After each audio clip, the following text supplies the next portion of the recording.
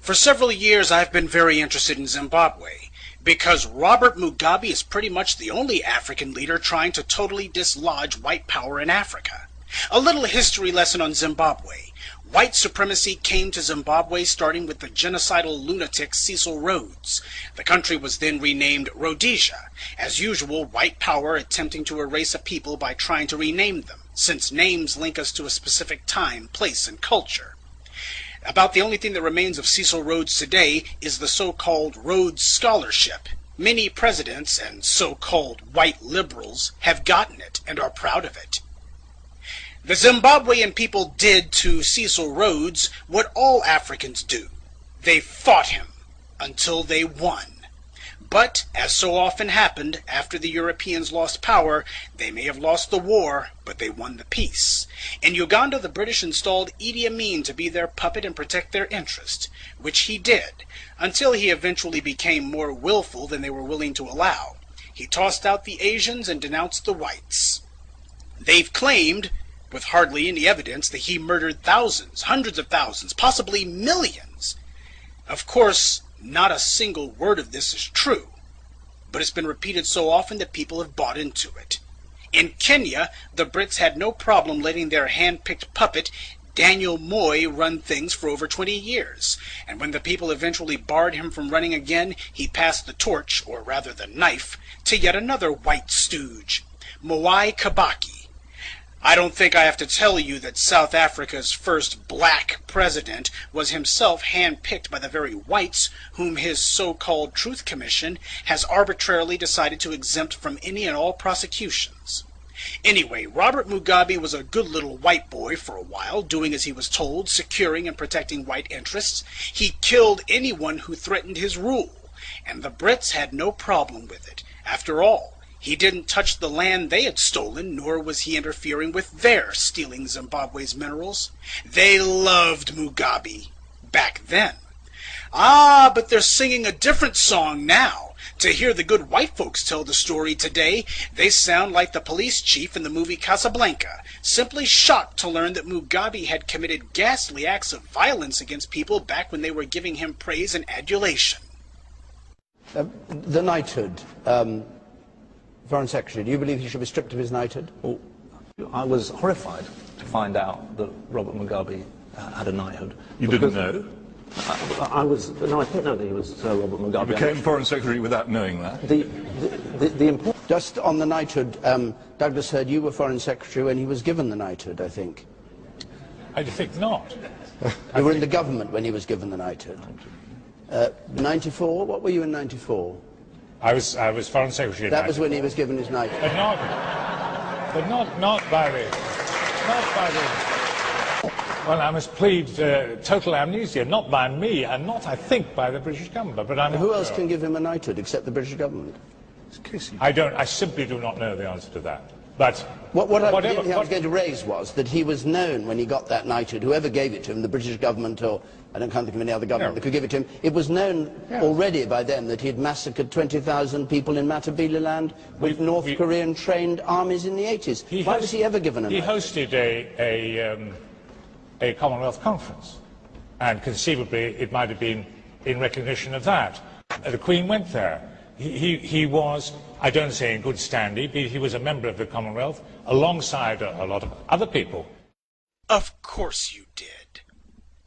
That's right. Robert Mugabe is actually Sir Robert Mugabe, a knight of the British Empire. So, if Mugabe was a loyal wannabe white boy, what changed? Under immense pressure from the African people, he eventually became dissatisfied with being the whites' lackey and decided to start taking back his people's land. This is where the British and the Americans declared war on him. The main cheerleaders against Mugabe has been the BBC, the British news outlet through whom the world has gotten its news about Zimbabwe for the last 30 years. They've accused him of everything but the Jewish Holocaust.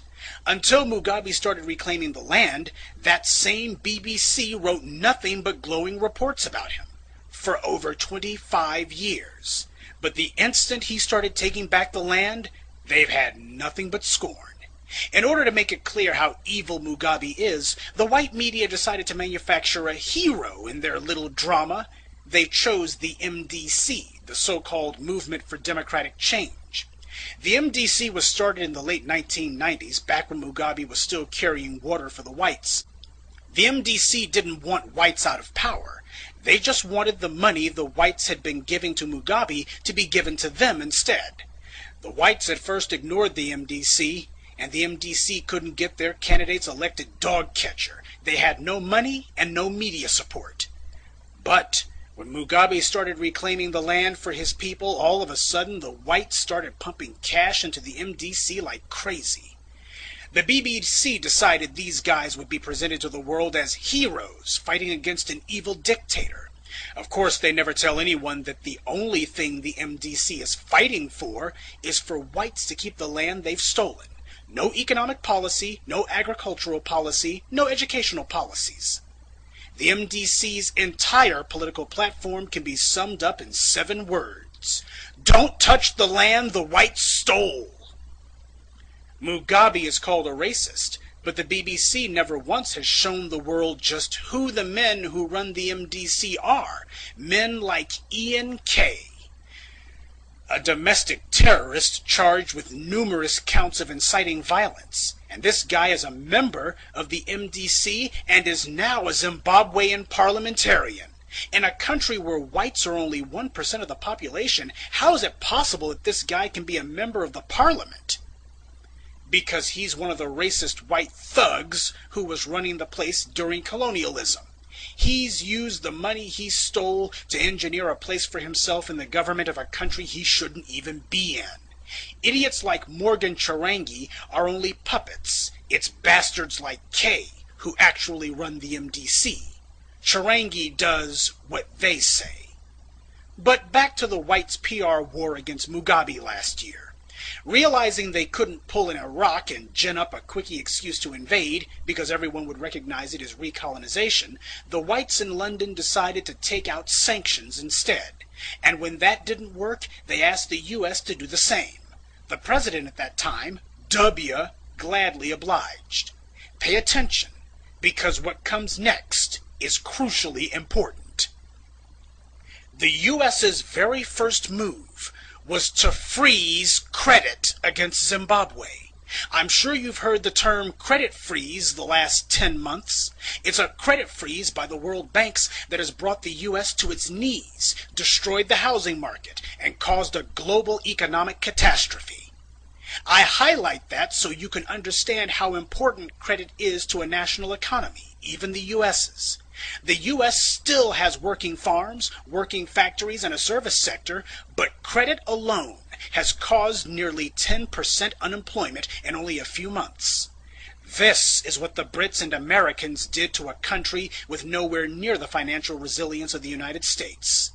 This was when Zimbabwe's economic troubles started, not during the land reclamation. Neither the BBC nor any other part of the white media has told this story, but you're about to hear it now. They instead talk about Zimbabwe's economic woes, and they always talk about the whites being forced off the land they stole. Check it out for yourself. Whenever Zimbabwe is mentioned, without exception, the article or news broadcast will talk about supersonic inflation and then immediately talk about the poor downtrodden whites who the mean old Mugabe is pushing off the land. This is done in order to create a false association in your mind between Zimbabwe's economic problems and whites being evicted from the land they stole, even though Zimbabwe's problems are not at all related to the land reclamation program, rather the freezing of credit, financial assistance, and assets carried out by the U.S. on the behalf of Britain. They also keep talking about the farms, like the whites are just Farmer Joe working to feed the Africans. Let's get one thing straight. The Africans were no better off food-wise before Mugabe started taking the land back. The main people who benefited from the white so-called farmers in Zimbabwe were the whites in South Africa. The Africans have never had full bellies off of whites owning the farmland. But that's the way propaganda works. They want you to think that reclaiming the land has caused massive starvation, when it hasn't. The sanctions have hurt Zimbabwe, not land reclamation. And the BBC is not a neutral observer in all this. They are a zealous advocate for the whites. As far as the BBC is concerned, hey, we stole that land fair and square. Now, how is it that they can get away with these lies? Because we, as black people, do not ask about it. This is why the white media will do interviews with the bootlicks in the MDC, but nobody thinks it strange that not one member of Mugabe's government has been interviewed. In fact, W took out sanctions against Mugabe more strident than anything he ever did against Iran or Iraq. Neither Mugabe nor any member of his government or anyone seeking to advocate on their behalf financially can enter the U.S. Think about that. Ahmadinejad went to Columbia University and gave a lecture, even though he took Americans hostage in the 1970s. Say, isn't he supposed to be on the no-fly list? The U.S. has removed sanctions against Libya and normalized relations with that country, even though Gaddafi was responsible for the deaths of Americans, the destruction of U.S. airplanes, and numerous acts of terror against the U.S., for which he has neither been punished nor so much as apologized. But Robert Mugabe, who has not committed an act of terror against the U.S., not supported anyone who has not even spoken in defense of anyone who has committed terror against the U.S., has sanctions put on him. So why is he on a terror watch list? Why can't he enter the United States? When Mugabe won the last election, the whites realized he was going to finally go ahead and toss them all out. That's why we saw the fake outrage from them last year. They tried to go to the African Union, figuring that because they had created the African Union and had most of its members on strings, that it would be a simple matter to get the poor Africans to denounce Mugabe. And after that, they would get the Africans to authorize the Brits to send in the Marines. Of course, it didn't happen that way. The AU rejected what was an obvious attempt at recolonization. So, the whites went running to the UN instead, figuring they would get their way there. But Mugabe had already shored up his political support on the UN through the alliances he built with China, who, as a permanent member of the UN Security Council, has veto power. And Russia also joined China in vetoing the Brits' plan to move forward with military action against Mugabe.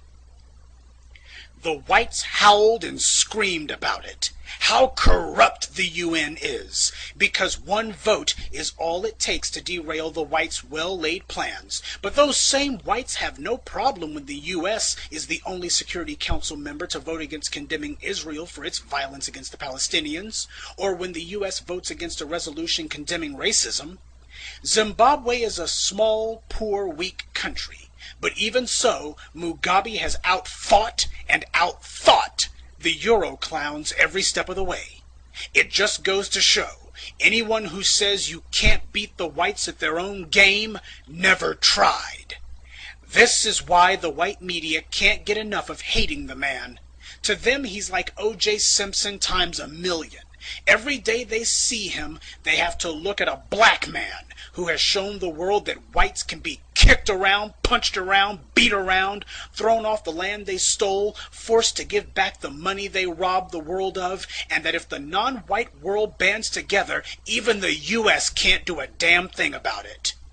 It is the single most dangerous example of defiance toward white power that the modern world has ever seen.